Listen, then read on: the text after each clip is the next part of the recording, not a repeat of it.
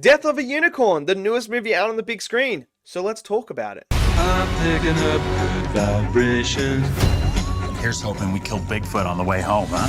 So Death of a Unicorn is the newest movie that is now available for you guys to go and check out. And this is a star-studded cast. I mean, the cast is absolutely ginormous.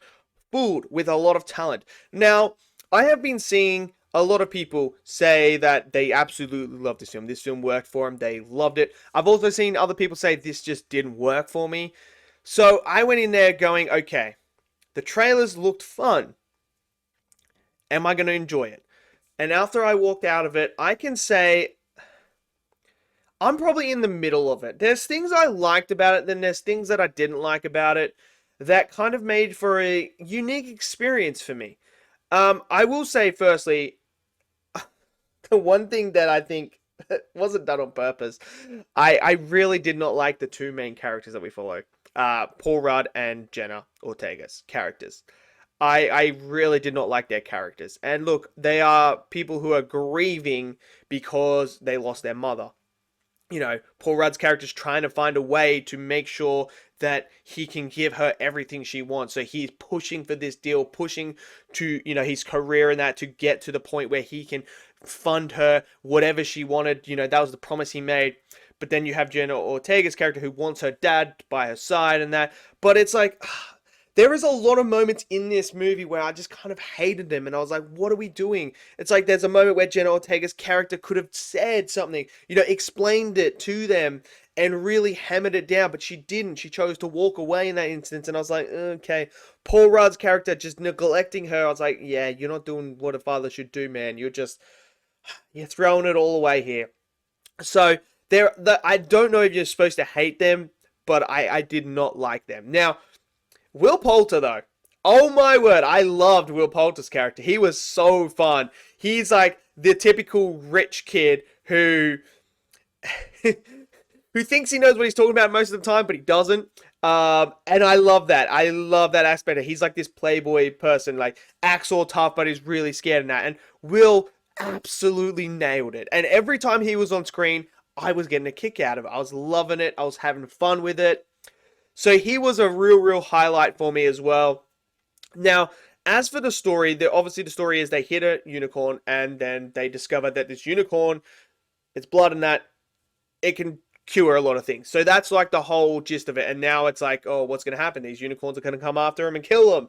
So that's the whole main idea of this film. That's really what the story is.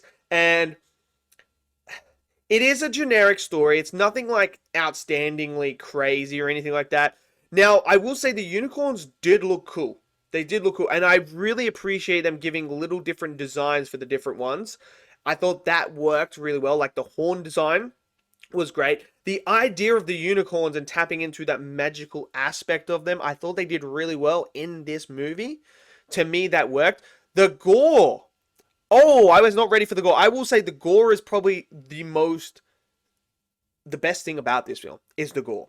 Like, when the unicorn is shoving its freaking horn through the body, oh, you see it all. You see it all. You see them rip. There's like one scene where this person gets ripped from freaking limb to limb. It was insane. I was like, okay, so we're doing that. We're actually doing that. So I really like that aspect because they didn't shy away from it. There's so many moments where that happens and it catches you by surprise because you don't expect it to be that gory, but it really is. And I think with the whole design of the unicorns and that, and what they do with it, they add in that element that just added that horror aspect to it that I really appreciated. So I like that. Griff is another character that you come to love as well. He was funny throughout. Him and whenever Will called Griff, I just immediately started laughing. Now the comedy in parts works, but in other parts it didn't work for me.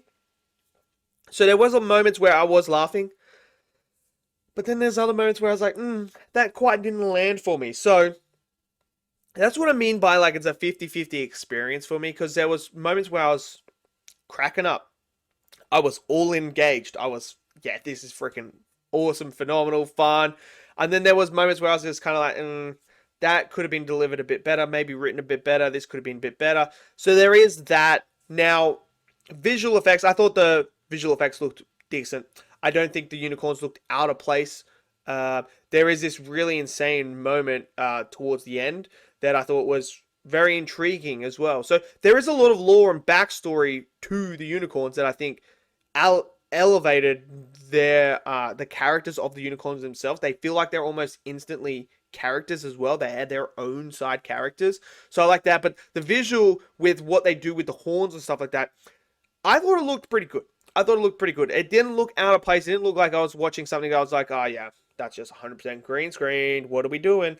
So there is that. All the performances were great as well. I thought you could tell a lot of people had fun with this. You can tell they had fun making this film because the performances are very much over the top. I will say that the performances are over the top. So if you're someone that doesn't like, over the top performances where they're very vibrant, all out there and stuff like that, this is probably not going to be the movie for you. But look, overall, Death of a Unicorn, for me, I would say it's a solid movie. It's a solid movie. Is it one that I'm rushing back to see? I wouldn't say it's one that I'm itching to go back and see. I will like to see it a second time to see if my views will change later on. Will the jokes actually land a bit different now that I've seen it? Will I pick up little details here and there that's going to elevate it?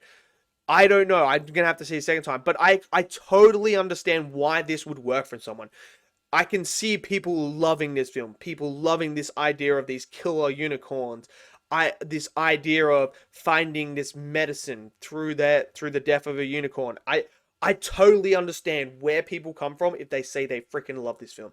But at the same time, I also understand the people who it didn't work for, because I have pretty much similar views to them as well for what didn't work. And the story is all over the place.